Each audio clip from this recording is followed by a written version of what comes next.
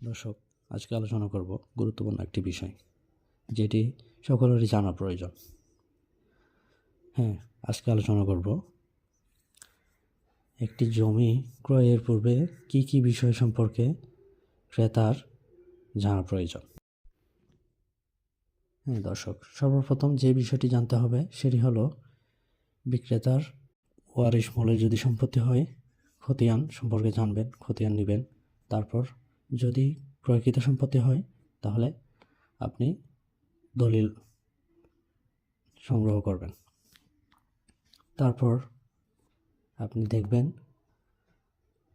বিক্রেতার নামে নামজারি খতিয়ান আছে কিনা, এবং উক্ত খতিয়ান ইউনিয়ন ভূমি অফিস থেকে আপনি সরাসরি চেক করে নেবেন।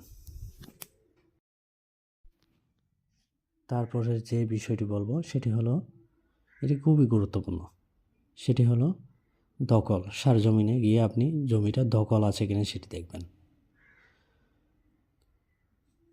সারজমিনে গিয়ে আপনি দখল আছে কিনা সেটি দেখবেন এবং পরিপূর্ণ পরিমাপ করবেন। অংশ আর দাগ মিলাবেন। দাগ নাম্বার আর অংশ সহ সকল তথ্য একজন অভিজ্ঞ সার্ভেয়ার দিয়ে আপনি সেটি পরিমাপ করে মিলাবেন। তারপর যেটি দেখবেন সেটিও গুরুত্বপূর্ণ, সেটি হলো যদি ওয়ারিশ মূলে সম্পত্তি বিক্রয় করে তাহলে ওয়ারিশ সনদ। আপনি ওয়ারিশ সনদ ভালোভাবে চেক করে নেবেন, কেননা বর্তমান যুগে ওয়ারিশ বাদ রেখে অনেকেই জমি রেজিস্ট্রি সম্পন্ন করেন। এক্ষেত্রে আপনি ওয়ারিশ মূলে যেহেতু নেবেন বা নিতে চান, তাহলে আপনার ওয়ারিশ সনদ সহ সকল বিষয় যাচাই বাছাই করবেন।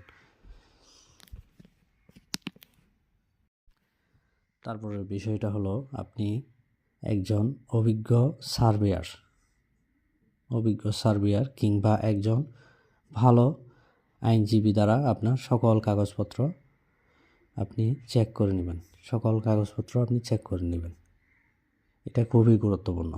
আপনার আইনজীবীর উপরেই আপনার জায়গা ক্রয় বিক্রয়ের বিষয়টা নির্ভর করছে।